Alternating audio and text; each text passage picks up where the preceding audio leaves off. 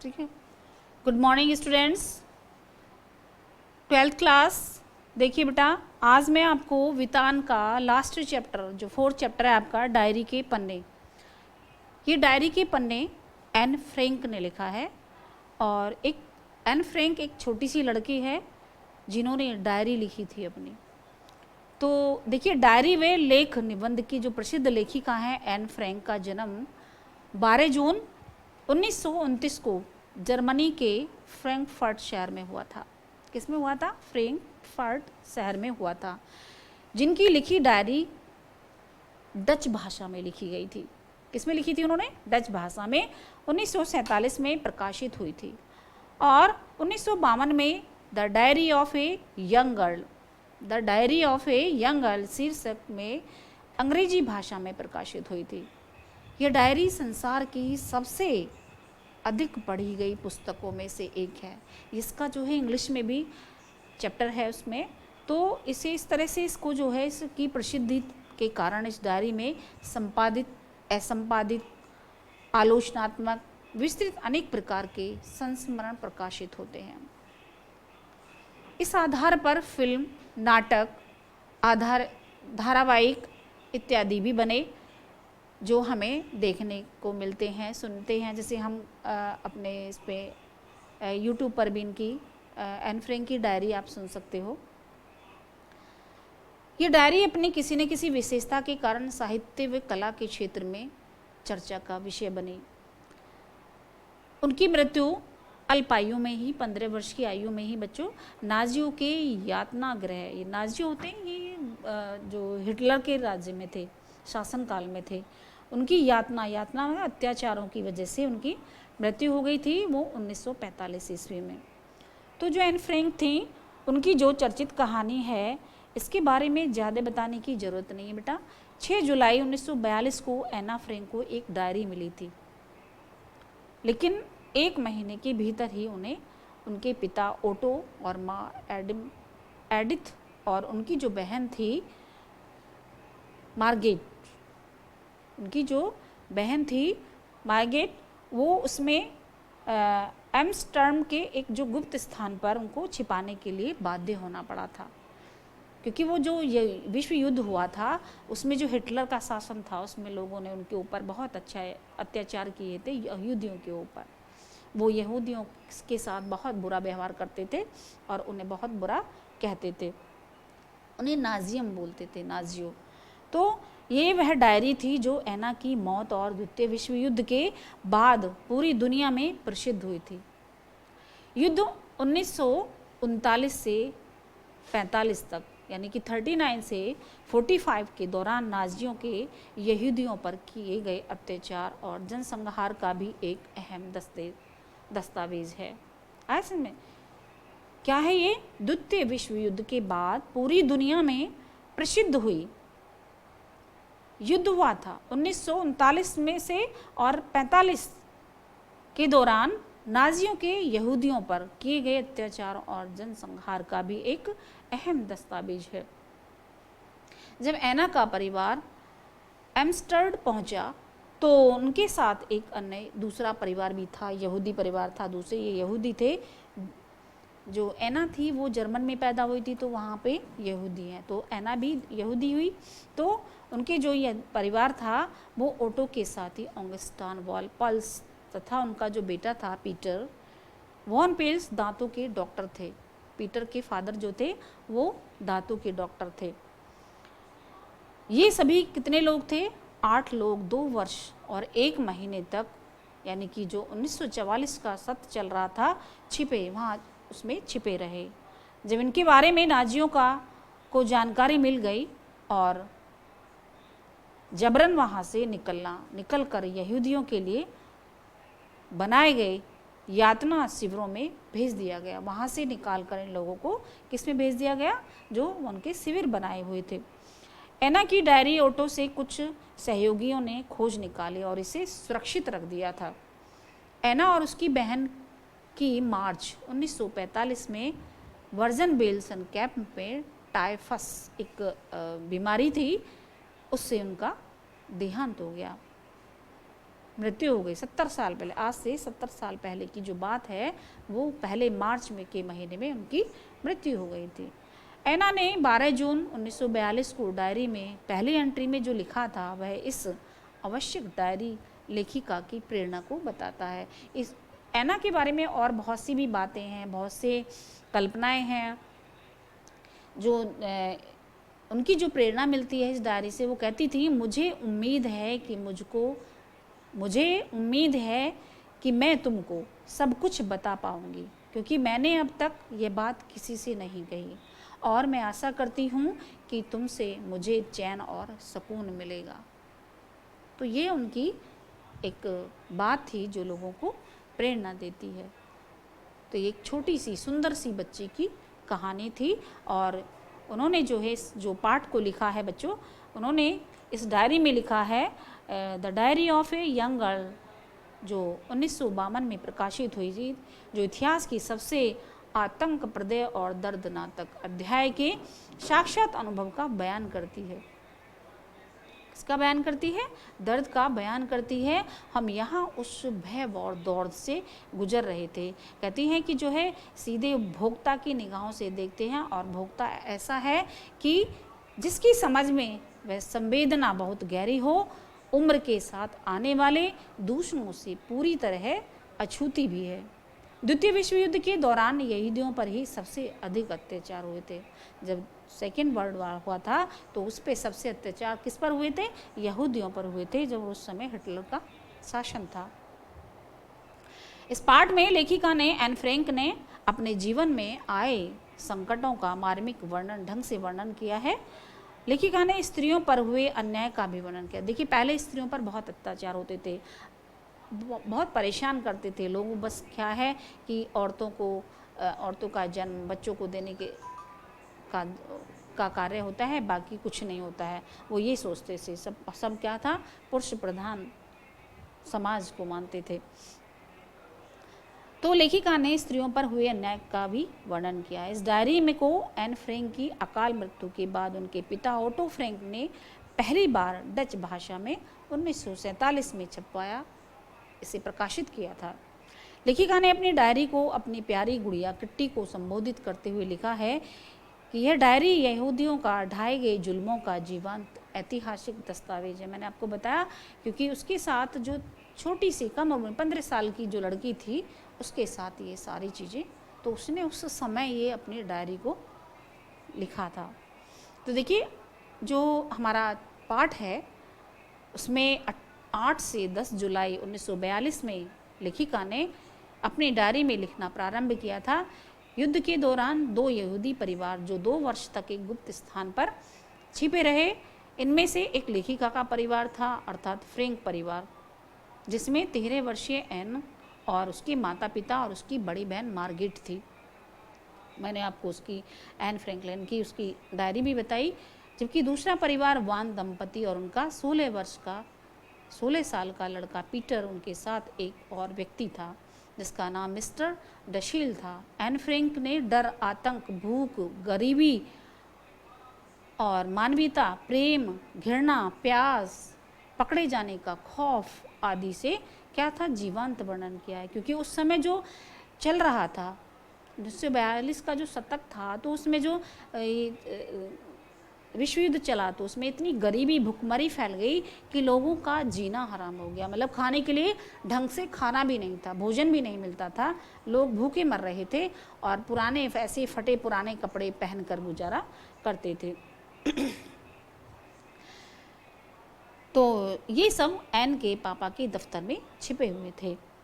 9 तारीख को दफ्तर की बिल्डिंग के बारे में लिखा गया कि 10 तारीख को लेखिका ने दिन भर अपने पिता के साथ मिलकर दफ्तर के कमरे की सफाई की और सामान व्यवस्थित किया, क्योंकि सारा फैला हुआ था, उथल पुथल लगा हुआ था। तो सारा साफ़ किया दफ्तर को और उसका सामान एडजस्ट किया। रसोई को रगड़कर साफ़ करने में भी लेखिका ने उनकी मदद की, उसको भी लेखिका ने ही पूरा किया था। जबकि वो लेखिका कितनी बड़ी थी, 15 साल की थी, उसकी उम्र कितनी थी, 15 साल। तो 28 नवंबर और 19 मार्च 28 नवंबर से 19 मार्च 1942 में ऐना ने लिखा कि उसने वह समय किस प्रकार डर डर कर बिताया था, क्योंकि वो समय इस तरह से था, छोटे बच्चे बिल्कुल भयभीत थे। अगर वो घर से बाहर निकलते थे तो उन्हें ये डर था कि हमें कोई मार ना दे। मिस्टर डसेल जो एक अच्छे खासे चुगलखोर व्यक्ति हैं, एन की सभी बातें उसकी मम्मी से को बता देते हैं और वही बातें एन की माँ उसे उपदेश के रूप में सुनाती है, क्योंकि जब कोई ऐसी बात होती है तो माँ भी गुस्से से क्या करती है, समझाने से उपदेश की तरह सुनाती है। एन ने अपनी गलतियों के बारे में भी लिखा, पर वह उन पर या तो हंस देती है या फिर रो देती है। वह चाहती है कि अपनी सभी गलतियों पर धीरे धीरे ठीक कर ले। 1942 में यानी कि 19 मार्च को एन फ्रैंक ने लिखा कि 1000 गिल्डर के नोट को अवैध मुद्रा घोषित किए जाने की कालाबाजारी करने वाले को बड़ा झटका लगा, क्योंकि जो काला बाजारी करते थे, जो काला धंधा करते हैं, उनको जब ये 1000 का गिल्डर का नोट जो है अवैध नोट बंद कर दिया गया तो उन लोगों को बहुत नुकसान हुआ, बहुत कहते हैं कि बहुत बड़ा झटका लगा। जैसे अब हमारे यहाँ नोटबंदी हुई थी, उसी तरह से उस समय भी ये नोटबंदी, नोट चेंज करे गए थे, तो वहाँ के लोगों को बहुत झटका लगा था। परेशानी भी आती है, क्योंकि जो चीज़ बंद, जो हमारे पास वो रिजर्व रखी हुई है हमारे बैंक वगैरह में, तो वो अगर वो ख़त्म हो जाए, बंद कर दी जाए और दूसरा जगह उसकी जगह नोट चला दिया जाए तो परेशानी होती है। उसी तरह से उस समय भी यही हुआ था। 23 एवं 28 जनवरी 1944 में एन फ्रैंक ने लिखा कि उसे राजस्वी परिवार की वंशावली में अच्छी रुचि हो गई। वह रविवार को फिल्म कलाकारों की तस्वीरें अलग करने व देखने के समय व्यतीत करती है। साथ ही एन फ्रैंक को बालों का स्टाइल बनाना बहुत पसंद था। उसकी जो लाइफ स्टाइल थी वो अच्छे से रहना बहुत अच्छा लगता था उसे। 28 जनवरी को एन फ्रैंक लिखती है कि वह मिसेज बानदान की हर कहानी को सुनकर ऊब चुकी है, क्योंकि वह कहानी उसने पहली भी सुनी कि डसेल भी पुरानी बातें बताते रहते हैं, क्योंकि जो उनके साथ जो वो थे, जो अच्छे खासे चुगलखोर थे, डसेल जो व्यक्ति थे, वो उन्हें पहले पुराने ज़माने की वो बातें बता दिया करती थी। तो वो एन जो फ्रैंक थी वो उनकी बातों से ऊब चुकी थी। जैसे घोड़े की दौड़, लीक करती नावें और 4 साल की उम्र में तैरने की बातें इत्यादि, ये सारी उसे उबाने लगी थी। वो और कुछ नया करना चाहती थी। 29 मार्च 1944 में एन ने लिखा कि कैबिनेट मंत्री मिस्टर बॉल्केनेस्टीन ने लंदन से डच प्रसारण में घोषणा करते हुए कहा कि युद्ध के बाद युद्ध का वर्णन करने वाली डायरियों एवं पत्रों का इकट्ठा किया जाए। यह सुनकर एन का मन आनंद से भर गया। लेखिका ने कहा कि डचों की अनैतिकता अच्छी नहीं थी। ये सुनकर बहुत खुश हुई वो। वे सभी भूखे हैं, उनके यहाँ 1-2 हफ्ते का राशन 2 दिन में ही नहीं चल पाता, क्योंकि वो परेशान थे। जो भूखे इंसान होते हैं उनको खाने की बहुत आवश्यकता होती है, और भोजन इतना ना मिले तो वो क्या है, उनकी भूख, जो राशन का जो सामान मिलता था वो भी ख़त्म हो जाता था, वो भी पूरे हफ्ते नहीं चल पाता था। ब्लैक मार्केट में जूते का तला 7.5 गिल्टर का मिलता था। वहाँ की जो करेंसी थी वो क्या थी, गिल्टर थी। गिल्डर क्या थी, गिल्डर थी। सौभाग्य से बहुत कम टच लोग गलत पक्ष में थे, कुछ लोग तो गलत पक्ष में थे। अब उन्होंने अपनी डायरी में 11 अप्रैल 1944 में को जो डायरी में लिखा कि शनिवार को गोलाबारी शुरू हो गई। 1944 को गोलाबारी शुरू हो गई। दिन कौन सा था, शनिवार था। तेज धमाका सुनने के बाद ही एन छत से नीचे उतरी, और उस धमाके को सुनकर एन फ्रैंक डर गई। एन फ्रैंक के चेहरे का जो रंग था वो फीका पड़ गया, और उसने अपने पापा से जल्दी से कहा कि नीचे आइए।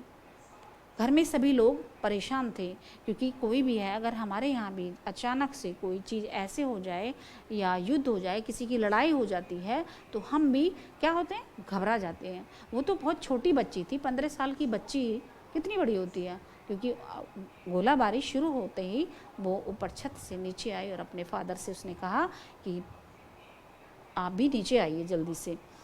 सब लोग उनके घर में सब परेशान थे, क्योंकि अब सबको पता था कि हालत और बिगड़ते जा रहे हैं विश्व युद्ध को, क्योंकि उस समय का जो युद्ध था बहुत ही खतरनाक लेवल पर था। यहूदियों को मारना चाहते थे ये लोग। 13 जून 1944 को एन ने डायरी में लिखा कि सभी डच लोग ब्रिटेन का मजाक उड़ाते हैं। डच लोग ब्रिटेन का मजाक उड़ाते हैं और उन्हें कायर भी कहते हैं। पीटर के बारे में लेखिका कहती हैं कि वह केवल एक अच्छा दोस्त है, क्योंकि वह यह मानती है कि पीटर का स्वभाव उसके स्वभाव से बिल्कुल अलग था। कोई भी इंसान, अगर हम भी दूसरे अपने दोस्त के साथ रहते हैं तो दोनों का स्वभाव में अंतर होता है। उसी तरह से पीटर का स्वभाव भी एन फ्रैंक से अलग था, भिन्न था। एन फ्रैंक कहती है कि लोग उसे घमंडी समझते हैं, परंतु वह नहीं। एन अपनी कमियों को जानती है और उसे ठीक भी करना चाहती है, जबकि लोग उसे ऐसा नहीं कह सकते। वह लिखती है कि नारियां केवल बच्चे पैदा करने की मशीन नहीं है, नारियों ने ही समाज को बनाया, फिर समाज उन्हें उचित सम्मान क्यों नहीं देता है। एक छोटी बच्ची ने अपने डायरी में लिखा है कि नारियों पर अन्याय होता है, औरतों को मुश्किलों का सामना करना पड़ता है, उनके लिए ये असंभव था।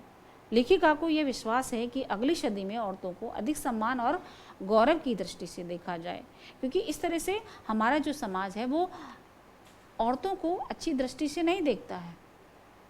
अगर घर में औरत की चलती है तो वो कोई बुराई नहीं है, वो भी अपने घर को चलाती है ना, तो उसमें ऐसा कौन सा है कि सब उसकी बुराइयां करते हैं। ऐसा नहीं होना चाहिए, क्योंकि वो भी एक घर का सदस्य होती है।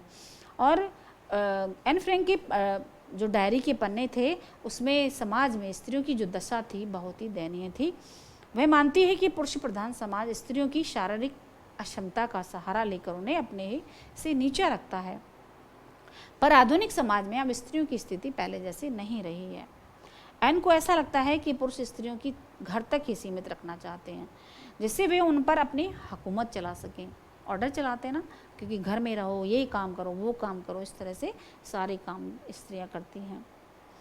एन के विचारों के अनुरूप स्त्रियों को पूर्ण रूप से स्वतंत्रता मिलनी चाहिए। वह स्त्री जीवन को महत्वपूर्ण स्थान देते हुए स्त्री जीवन के अनुभव को अतुलनीय बताती है। एन के जो विचार थे वो जीवन मूल्यों के अनुसार अत्यधिक प्रशंसनीय हैं। वर्तमान समय में स्त्रियों की स्थिति में बहुत ही परिवर्तन आ चुका है। उन्हें समाज में पुरुषों के समक्ष माना गया है। वे पुरुषों के साथ प्रत्येक क्षेत्र में कंधे से कंधे मिलाकर चलने लगी हैं, क्योंकि जहाँ भी देखिए आप वहाँ पुरुषों से ज़्यादा स्त्रियाँ काम पर मिलेंगी। ऐसे में किसी भी स्कूल में देख लीजिए, कंपनी में देख लीजिए, अब तो फोर्स में भी देख लीजिए, वहाँ सब में सबसे ज़्यादा क्या मिलेगी, स्त्रियाँ ही मिलेंगी। आजकल राष्ट्रपति, प्रधानमंत्री, निजी क्षेत्र की कंपनियाँ भी CEO, प्रबंधक, निर्देशक, अध्यक्ष, पायलट, सेनाधिकारी, पुलिस अधिकारी, सिविल सेवक आदि सभी पदों पर कब्जा किए हुए हैं। तो अब तो स्त्री वर्ग भी सीमित है। उन्होंने अपने परिश्रम और बुद्धिमत्ता से समाज में उल्लेखनीय परिस्थिति प्राप्त कर चुकी है। तो ये चीज़ एन फ्रैंक ने अपनी डायरी में स्त्रियों की तत्कालीन पारिवारिक समाज स्थितियों की चर्चा की थी। तो वो स्त्रियों का के अधिकारों और उनकी जीवन शैली के बारे में एन फ्रैंक के जो विचार थे वो तुलनीय थे। और उन्होंने जो उनका जो अनुमान था कि विश्व युद्ध के दौरान शहरों की क्या परिस्थिति होगी, तो इसमें जो उन्होंने बताया कि जो लोग बाज़ार में ख़रीदारी करने जाते थे, डच उनकी खड़ी साइकिल, कारों की चोरी कर लिया करते थे। चोरी की घटना इतनी अधिक हो गई थी क्योंकि वहाँ पे क्या हर चीज़ की कमी होती जा रही थी। छोटे बच्चे भी खिड़की तोड़कर घर से सामान निकाल कर चले जाते थे। गलियों और नुक्कड़ों पर लगी बिजलियों चलने वाली घड़ियाँ जब तक लोग चुरा ले जाते थे। कपड़े चोरी होने पर भी उन्हें लौटाने के लिए अखबारों में इनाम देने के लिए विज्ञापन देने पड़ते थे। तो इस तरह से छोटी छोटी बातें एन फ्रैंक ने अपनी डायरी में लिखी थी। तो इसमें एन फ्रैंक का जो वर्णन है वो बड़ा ही अच्छा था। तो डायरी के पन्ने पाठ के आधार पर एन ने तो इसमें अपनी जो साथ की जो घटनाएं हैं वो सारी इसमें लिखी और अपना उसमें वर्णन लिखा, अपने उनके साथ क्या हुआ था, किस तरह से उन्होंने वहाँ की जो यहूदियों की जो ढाए हुए अत्याचारों को सहन किया हुआ था। नाजी दमन के दस्तेबाज के रूप में इस डायरी का जो महत्वपूर्ण स्थान है, ये डायरी इतिहास के सबसे आतंकप्रद और क्या थी, भयावह और दर्दनाक।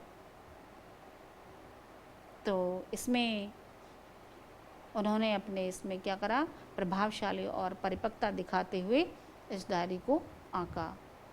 तो ये था आपका चैप्टर वृतान में चैप्टर 4। ठीक है, तो इस तरह से आपका ये चैप्टर बेटा यहाँ कंप्लीट होता है और इसमें से क्वेश्चन आपको भेजे जाएंगे, वो आप अपनी फेयर नोटबुक में कर लेना। धन्यवाद।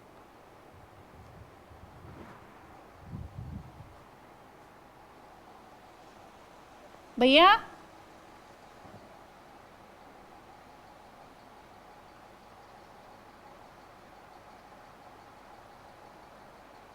कहाँ गए?